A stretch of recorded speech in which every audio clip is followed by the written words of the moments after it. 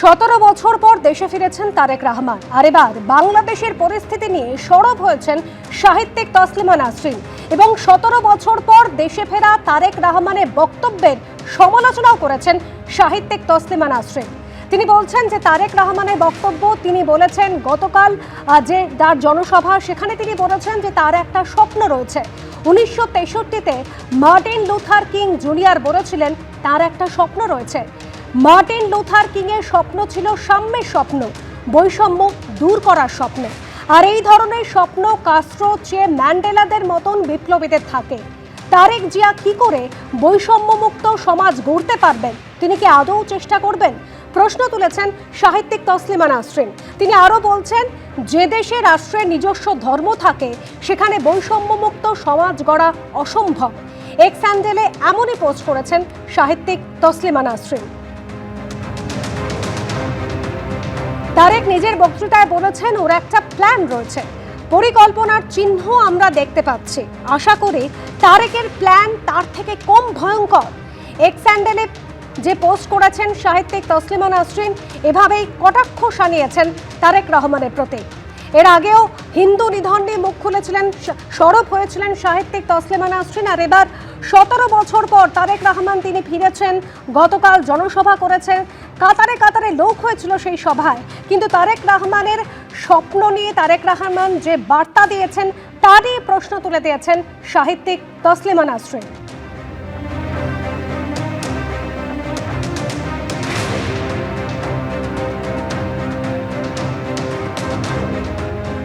Brigadier Debashis Das আমাদের সঙ্গে রয়েছেন টেলিফোন লাইনে। ব্রিগেডিয়ার দাস, সাহিত্যিক তসলিমা নাসরিন তিনি ফের সরব হয়েছেন। তিনি বলছেন তারেক জিয়া, তারেক রহমান যিনি গতকাল ফিরেছেন, 17 বছর পর দেশে ফিরেছেন, তিনি বার্তা দিয়েছেন, কিন্তু তার স্বপ্ন নিয়ে প্রশ্ন তুলছেন সাহিত্যিক। তিনি বলছেন বৈষম্যমুক্ত সমাজকে তিনি আদৌ গড়তে পারবেন।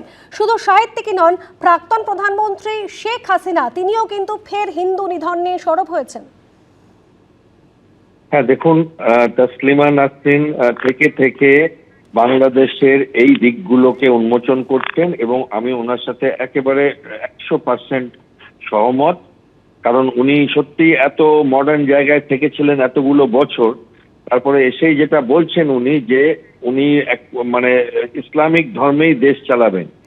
তো এইটা উনি পলিটিক্যাল স্টেটমেন্ট দিচ্ছেন না মিন করছেন বুঝতে পারছি না। কারণ এই মুহূর্তে জামাত বসে আছে পাওয়ার হস্তান্তর করবার জন্য, এবং আপনারাও দেখেছেন বাংলাদেশে একে একে মেয়েদের ফুটবল খেলা, হোটেলে সমস্ত ভেজিটেরিয়ান হোটেলেও মাংস রাখতে হবে এবং একটি বিশেষ মাংস রাখতে হবে। তারপরে মেয়েদের সাংবাদিকতা নিয়ে প্রথম আলোকে জ্বালিয়ে দেওয়া, এইরকম অনেক কিছু হচ্ছে যেগুলো জামাতের মদত পুষ্ট হচ্ছে। সেই মাঝখানে উনি ফিরলেন এবং উনি ফিরলেন, বেশ সিকিউরিটি পেলেন প্রধান উপদেষ্টার থেকে, সেটাও আমরা দেখলাম, এবং উনি ফোন করে তাকে ধন্যবাদ জানালেন এবং তারপরে উনি এই কথাগুলো বলছেন। এবার এখানে তাহলে তো আমি ব্যক্তিগতভাবে মনে করি যে তসলিমা নাসরিনকেও ওনাকে ডাকা উচিত যে আপনি আসুন বাংলাদেশে, বাংলাদেশ এখন অন্যরকম হয়ে যাবে আমার শাসনকালে। দ্বিতীয়, উনি বললেন আই হ্যাভ এ প্ল্যান। তার মানে এটা কি বলুন? তার মানে হচ্ছে যে ওনাকে বুঝিয়ে দেওয়া হয়েছে তুমি প্রধানমন্ত্রী হবে, মানে এই 12 ফেব্রুয়ারি ইলেকশনটা টোটালি একটা ফার্স হবে।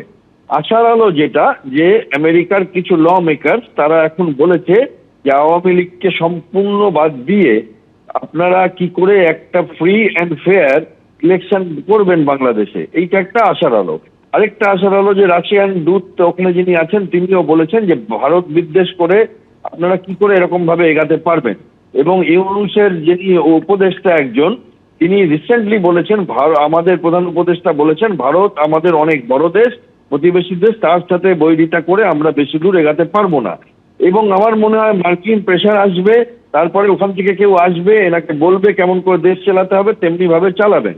এবং যদি সত্যি কথাই এটার ব্যারোমিটার আমরা বুঝতে পারবো যদি তসলিমা নাসরিন দেশে ফিরতে পারে, আমরা বুঝতে পারবো যদি ভারত বিদ্বেষের কথাগুলো ওখান থেকে কমে যায়, যদি রাস্তার বিচার করে একটার পর একটা মানুষকে, বিশেষ করে অল্প সংখ্যক ধর্মের মানুষকে যদি মারা বন্ধ হয়, বাংলাদেশ যদি সত্যিকারে ভারতের মতো প্রগ্রেসের দিকে, গ্রোথের দিকে তাকায়, সিঙ্গাপুরের মতো এগিয়ে যেতে চায়, কিন্তু সেটা তো হতে চাই না। আমরা দেখছি দীপু দাসের মতো অশ্লীল ভাষা প্রয়োগ করা একজন মানুষ, সে কত চট জলদি বাংলাদেশের ক্ষমতার কাছাকাছি পৌঁছে গেছিল এবং তাকে তারাই মেরে ফেললো। তার নিজের ভাইও সেটা বলছে। এবার এইখানে বাংলাদেশে একটা জায়গায় চলে আসছে যেখানে বাংলাদেশ সন্ধিক্ষণে দাঁড়িয়ে আছে একটা ক্রস রোডে, যেখানে ইনি তারেক রহমান, যার রেপুটেশন, পার্সোনাল রেপুটেশন অত্যন্ত খারাপ, এক সময় ইনি অত্যন্ত মানে বাজেভাবে বাংলাদেশের সরকার চালাতেন সরকারে না থেকেও, এবং অনেক কেস আছে এনার বিরুদ্ধে, জেলও খেটেছেন। বাট তিনি যদি চেঞ্জ হয়ে গেছেন এবং সত্যি যদি চান তাহলে বাংলাদেশকে উনি ঘুরিয়ে দিতে পারবেন। এবং আমার শেখ হাসিনা প্রাক্তন প্রধানমন্ত্রী, তিনিও কিন্তু বারবার করে সরব হচ্ছেন, তিনি ফের হিন্দু নিধনের নিন্দা করেছেন।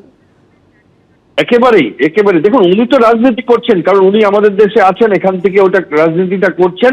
সেটা সত্যি কথা আমি মানি না যে উনি খুব ভালো প্রধানমন্ত্রী ছিলেন, ওনারও অনেক স্বৈরাচারী দিক ছিল এবং সেইগুলো আমরা আবার দেখতে পাচ্ছি। মানে কোনো পরিবর্তন তো এলো না, মাঝখান থেকে একটা সোকল্ড মানে হলো, একটা স্বাধীনতা হলো, সেকেন্ড স্বাধীনতা ওরা বলে, এবং আরো গভীর মৌলবাদ, চূড়ান্ত উগ্রপন্থী মৌলবাদ দিকে ঝুঁকে পড়ছে।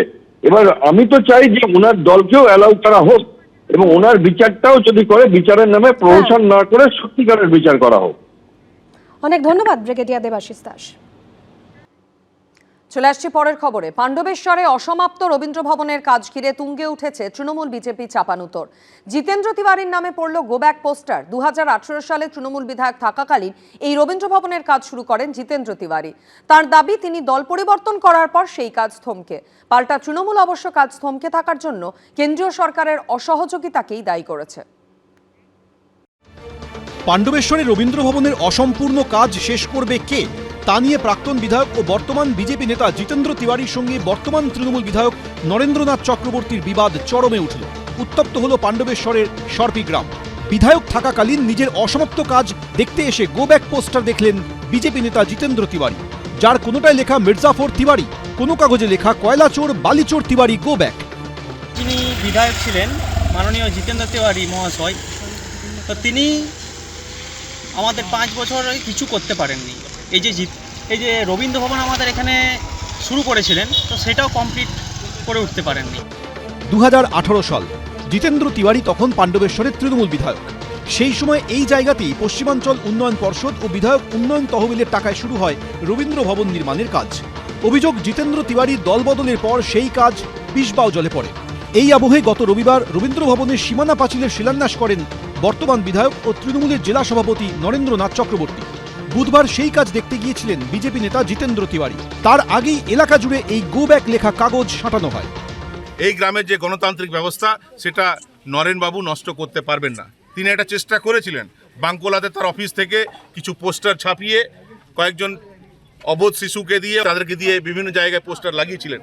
আমার ভালো লাগতো তিনি 5 বছরে সরপির জন্য যে কাজগুলো করেছেন তার একটা সূচি যদি তৈরি করে তিনি পোস্টারে লাগাতেন তাহলে সেটা ভালো লাগতো। যদি তৈরি হয় মমতা বন্দ্যোপাধ্যায়ের আমল, মমতা বন্দ্যোপাধ্যায় এই কাজ শুরু করেছিলেন। কেন্দ্র রাজ্যের যে ফেডারেল সিস্টেম অনুযায়ী আমরা কেন্দ্রের কাছ থেকে কিছু টাকা পাই, এই পিউপির অ্যাকাউন্টে এই টাকা দীর্ঘদিন বন্ধ ছিল। এতদিনে আবার এই টাকা এসছে। বাংলার মাননীয় মুখ্যমন্ত্রীর কাছে আমরা অ্যাপিল করেছিলাম এবং রবীন্দ্র ভবনের জন্য টাকা স্যাংশন হয়েছে, এই কাজ শুরু হবে। রাজনৈতিক আকচি চলছে। এখন দেখার অসমাপ্ত এই রবীন্দ্র ভবনের কাজ আদৌ কবে শেষ হয়।